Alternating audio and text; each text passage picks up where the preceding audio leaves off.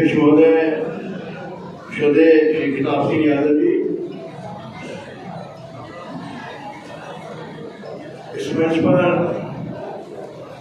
और आप मेरे सामने इतने मेरे परिचित लोग विराजमान हैं, अगर नाम लेने की बात शुरू हो गई तो मेरे साथ बहुत मुश्किल हो जाएगी। मैं आजकल प्रत्याशी को वोट मांगने का काम कर रहा हूँ और जिस मांगने वाले का नाम नहीं होगा वही नाराज हो जाएगा। इसलिए मैं किसी का नाम लेते हुए सिर्फ नमन करना चाहूँगा भाई शिवशंकर जी शर्मा जी को और सुरेश पांडे जी को, जो हमारी पार्टी का दायित्व निर्वहन करने के लिए हमारे बीच में है। मैं भाई ओम प्रकाश जी और हरिओम जी का बात से अपनी बात शुरू करना चाहूँगा। हरिओम जी जब संबोधन दे रहे थे तो उन्होंने संबोधन करते हुए कहा, मेरे बड़े भाई विश्वदीप सिंह यादव जी। ये हंसने की बात नहीं, रिकॉर्ड है, ये हंसने की बात नहीं है। उन्होंने महाभारत की बात की थी, इतिहास की बात की थी। मैं उनकी बात को आगे बढ़ाना चाहता हूँ और आगे बढ़ाने से पहले सबसे पहले नमन करना चाहता हूँ अपने कुलदेव। हमारे कुलदेव हैं आनंद गंध भगवान श्री कृष्ण, और हमारे कुलदेव क्यों है आनंद गंध भगवान श्री कृष्ण, वो आपसे बताना चाहता हूँ। भगवान श्री कृष्ण की बहन थी सुभद्रा, उनका विवाह किसके साथ हुआ? भगवान श्री कृष्ण ने करवाया था अर्जुन के साथ। अर्जुन के पुत्र हुए अभिमन्यु। चीजों बीच में कहता बताना चलूं कि भगवान श्री कृष्ण हमारे कुलदेव हैं और उनकी बहन जो उसी समय जन्मी थी और जिनको कंस ने मारने का प्रयास किया और वो विंध्याचल में जाकर स्थापित हो गई थी विंध्यवासिनी मां, वो हमारी कुलदेवी है। तो भाइयों, अर्जुन के पुत्र हुए अभिमन्यु और अभिमन्यु की पत्नी थी उत्तरा, जिनके गर्भ से जो पैदा हुए वहां से हमारा वंश चला है और इसीलिए भगवान श्री कृष्ण हमारे मामा होते हैं और इस नाते हम भगवान श्री कृष्ण को अपना कुलदेव मानते हैं। उन्हीं की वजह से हमारा अस्तित्व है। आज अगर भगवान कृष्ण न होते तो ये हमारा वंश नहीं होता। अब उन्होंने कहा कि मामा आप लोग तो मामा भगोगे हुए भैरी में भगवान कृष्ण के हम मानते हैं ऐसा। तो अभी कह रहे हाँ बिल्कुल हो गए। तो हम लोगों का सही बात तो ये है कि जो वंशावली है वो करीब मिलती जुलती है। और एक चीज और आगे की याद करूंगा, हमारा और हरिओम भाई साहब का संबंध करीब 40 साल का हो गया।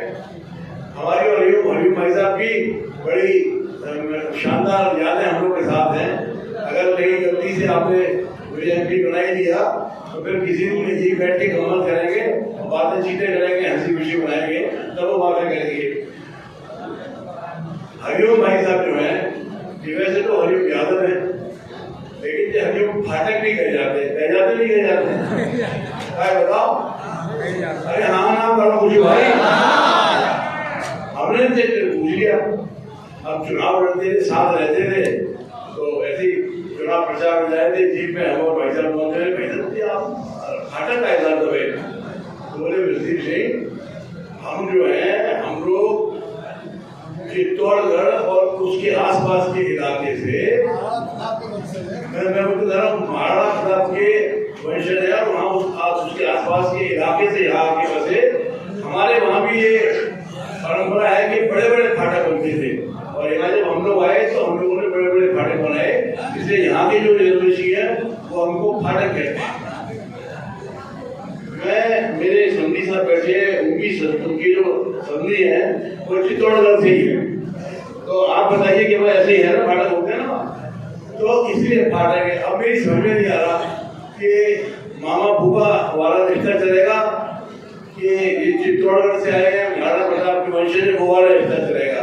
लेकिन एक बात तय है कि है तो हम भाई भाई, बहुत सारी चीजों में हमारा स्वभाव भी मिलता है, बहुत सारी चीजों में हम लोग एक सा करते हैं। जैसे हरिओम भाई साहब बात वाले हैं, मैं भी बात निभाने की कोशिश करता हूँ। आपको विश्वास हो रहा हो तो हरिओम भाई साहब बताएंगे आपको कि जैसे ही टिकट की घोषणा हुई, मैं आपको मालूम है नवरात्रि का टाइम चल रहा था, मैं पूरी नवरात्रि पूजा करता हूँ, मैं पूजा कर रहा था।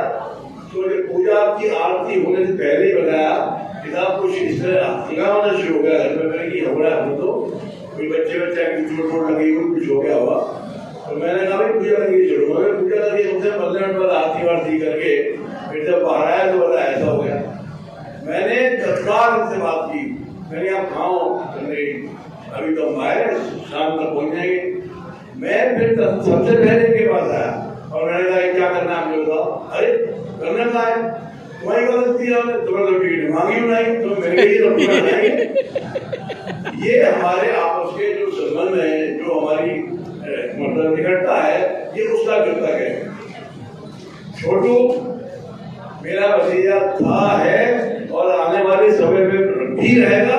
इस बात को मैं साबित करके दिखाऊंगा। मैं जहाँ तक बात ये थी कि ये दो विषयों का सम्मेलन है और घर की बात हो रही है, तो मैंने ये बताने का प्रयास किया कि भाई मैं भी घर का ही हूँ, बाहर का घर ही नहीं हूँ। जो उन्होंने कहा है विश्वदीप सिंह यादव, तो वो कोई गलत नहीं कहा है। एक बात और रामविलास भाई साहब ने भी कह दी। रामविलास भाई साहब ने क्या कहा कि मेरा नाम ले दिया विश्वजीत सिंह। अब ये इन्होंने ऐसे वैसे नहीं कहा, ये कॉलेज चलाते हैं, बड़े विद्वान आदमी है और पीएचडी इन्होंने किया हुआ है, शिक्षाविद है। हम लोग थोड़े से छोटे से बिरादरी का एक मैं भी हूँ। तो भाई साहब ने मालूम क्यों कहा विश्वजीत सिंह? मैंने पूछे आप एक बार ऐसे ठीक पहले भी कह चुके हैं, तो बोले कि भाई तुम्हारा नाम है विश्वदीप, लेकिन मैंने तुम्हारा नाम इसलिए विश्व जीत लिया कि अब तुम विश्व को जीतने के लिए इस चुनाव के समर में आए। भाई साहब बहुत बहुत धन्यवाद। अब कुल मिला के बात तय हुई है कि यहाँ पर परिवार बैठा है, बड़ा वाला परिवार, और आप ये भी कह सकती हो कि ये तो यदुवंशियों का मेला है और भाई हरिओम जी का रेला है कि नहीं है? लोगों की रैली होती है, इनका रेला होता है। तो अब ये रेला हो या मेला हो, मुझे ये मालूम है मैं बहुत भाग्यशाली हूँ कि मेरा इतना बड़ा परिवार है। मैं आज आपसे कुछ नहीं कहना चाहता, मैंने तो अपनी झोली फैला दी। ये भाई साहब रिकॉर्डिंग कर रहे हैं, अब आपको दिखा देंगे। जब आप हरिओम जी ने कहा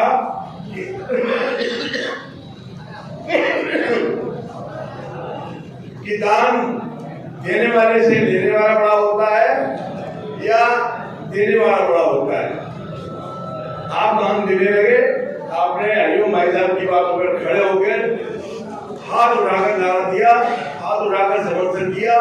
मैंने कहा मैं जब हाथ उठा रहे हैं आप, जो हाथ मुझे जो दुआएं गिर रही हैं, आपके हाथों से जो आशीर्वाद गिर रहा है उसको नीचे नहीं गिरने दूंगा, इसीलिए मैंने अपने कुत्ते की झोली पहना दी और आपका सारा आशीर्वाद मैं अपनी झोली में डाल के अपने साथ ले जा रहा हूँ। अब मुझे आपसे कोई वोट नहीं मांगना, वोट मांग चुका हरिओम भाई साहब, वोट मांग चुके कैलाश भाई साहब, वोट मांग चुके और तमाम मेरे भाई लोग। मैंने तो जो आशीर्वाद मिल गया उसको अपनी जेब में डाल के ले जा रहा हूँ और आपसे एक बात कह रहा हूँ कि बात की बात तो आप ये मेरी नहीं है। अगर आपको अपने आशीर्वाद की लाज लगती है तो अपने बड़े भाई को आगे बढ़ाना पड़ेगा, इतनी जोर से धक्का मारना पड़ेगा कि दिल्ली में जाके लोगों से पैसे लग जाए।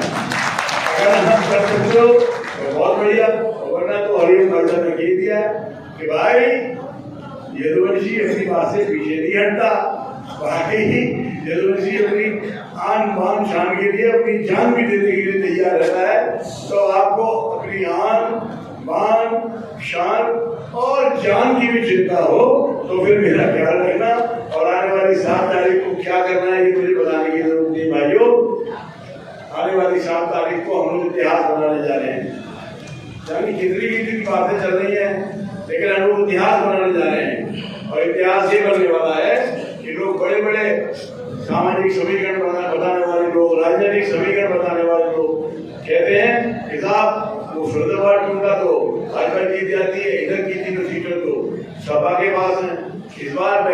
हूँ आपको, आप लोग वो रिकॉर्ड बनाने वाले हो कि इस बार 5 की 5 विधानसभा में भारतीय जनता पार्टी आगे जीतने वाली है और आप लाखों वोटों के से आगे रहने वाले हो समाजवादी पार्टी के प्रत्याशी से। तो भाइयों, मैं हृदय से कृतज्ञ हूँ, मैं आप सबके सामने नतमस्तक हूँ, आपका नमन करता हूँ, वंदन करता हूँ, अभिनंदन करता हूँ, आपकी अभ्यर्थना करता हूँ, आराधना करता हूँ, अर्चना करता हूँ और निवेदन करता हूँ कि मेरा साथ दीजिए और एक बार मुझे आजमा के देखिए कि मैं कैसा व्यक्ति हूँ। और मुझे उम्मीद है कि अगर आपने मुझे आजमाने का मौका दिया तो मैं आपको निराश नहीं करूँगा और इसी आशा और विश्वास के साथ अपनी बात समाप्त करना चाहूँगा कि जैसे आप बात वाले हैं ऐसे ही मैं भी बात वाला हूँ। एक बार साबित करने का मौका दीजिए। बहुत बहुत धन्यवाद। ये बात